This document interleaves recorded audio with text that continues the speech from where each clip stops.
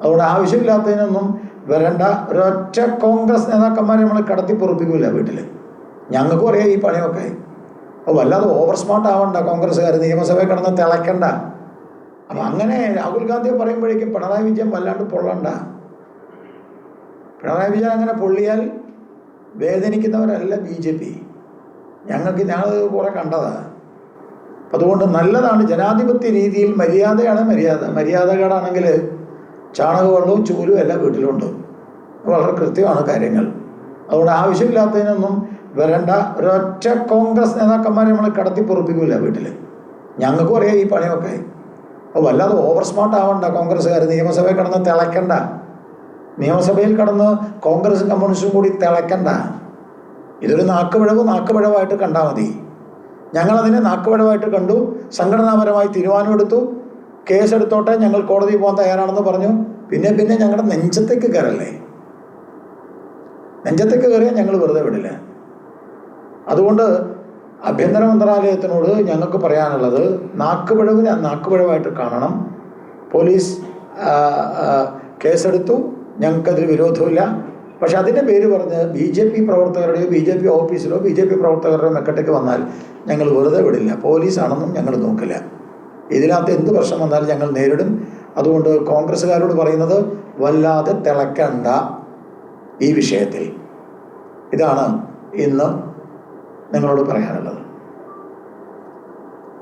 ഈ വിഷയവുമായി ബന്ധപ്പെട്ട് നിങ്ങൾക്ക് എന്തെങ്കിലും പറയാനുണ്ടെങ്കിൽ ചോദിക്കാം. ഞാൻ നേരത്തെ പറഞ്ഞു നിങ്ങളോട്, നേപ്പാളിലെ സംഭവം കഴിഞ്ഞ ഉടനെ മലയാളിയായ അരുന്ധതി റോയിയാണ്. ഭാരതീയ ജനതാ പാർട്ടി പറയുന്നു, നേപ്പാളിലെ പോലെ കലാപമുണ്ടാക്കണം ഇന്ത്യയിൽ, നരേന്ദ്രമോദി ഓടിക്കണം എന്ന് പറഞ്ഞാൽ അരുന്ധതി റോയ്ക്കെതിരെ കേസെടുക്കണം. പിണറായി വിജയൻ തയ്യാറുണ്ടോ എന്നുള്ള ചോദ്യം ഞങ്ങൾ മുന്നോട്ട് വെക്കുകയാണ്. പരാതി ഉണ്ടോയെന്ന് വെച്ചാൽ പരാതി ഞാൻ കൊടുക്കാൻ തയ്യാറാണ്. ഇതിന് പരാതിയൊന്നും വേണ്ട, സുമോട്ടോ എടുക്കണം. രാജ്യവിരുദ്ധതയാണ്. അതുകൊണ്ട് പറഞ്ഞു പറയിപ്പിക്കാതിരിക്കുക. കൂടുതൽ പിന്തുണയല്ലല്ലോ, അയാളുടെ പേരിൽ കേസുണ്ട്. അയാൾക്ക് പിന്തുണ എന്ന് പറഞ്ഞു കഴിഞ്ഞാൽ അയാൾക്ക് പിന്തുണ എന്ന് പറഞ്ഞാൽ അയാൾ രാഹുൽ ഗാന്ധിയോട് പറഞ്ഞതൊക്കെ ശരിയെന്നല്ലേ പിന്തുണ എന്ന് പറഞ്ഞാൽ? അല്ലല്ലോ. നമ്മൾ അയാൾക്കെതിരെ നടപടിയെടുത്തു. അതൊരു നാക്കുപിഴവാണ്. ശരിയാണോ ശരിയല്ലെന്നല്ല, അതൊരു നാക്കുപിഴവാണ്. നാക്കുപിഴവാകുന്ന പല കാര്യങ്ങളും ശരിയല്ലാത്തതുണ്ട്. അതുകൊണ്ട് അതിന് നാക്കുപിഴവാണ്. അതുകൊണ്ട് നമ്മൾ നടപടിയെടുത്തു അയാൾക്കെതിരെ. അത്രയേ ഉള്ളൂ. ഞാൻ തള്ളിയെന്നും പറഞ്ഞില്ല, ഉൾക്കൊണ്ടൊന്നും പറഞ്ഞിട്ടില്ല. തെറ്റെല്ലാവർക്കും പറ്റാം. അതൊരു നാക്കുപിഴവാണ്. ഒരു നാക്കുപിഴവായിട്ടുള്ള ഒരാളെ തള്ളേണ്ട കാര്യമില്ല. അയാൾക്കത് ജനാധിപത്യ രീതിയിൽ ആ കേസ് നോക്കാനുള്ള ബാധ്യത അയാൾക്കുണ്ട്. അയാൾ ചെയ്യും. ഞങ്ങൾ ആരെയും തള്ളാനൊന്നുമില്ല.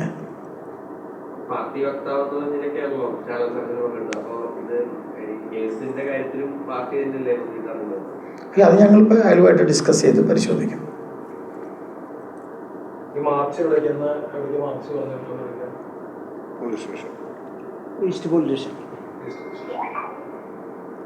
അതൊരു ഇന്നത്തെ മാർച്ച് ഒരു ടെസ്റ്റ് ഡോസ് മാത്രമാണ്.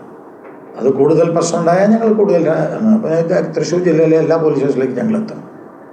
പോലീസ് സ്റ്റേഷനുള്ളിലേക്ക് എത്തും. വെറുതെ ആവശ്യമില്ലാത്ത ഒരു ഇഷ്യൂ ഇതിൻ്റെ പേരിൽ ഉണ്ടാക്കേണ്ട, ക്രമസമാധാനം ഇതിൻ്റെ പേരിൽ തകരേണ്ട കാര്യമില്ല.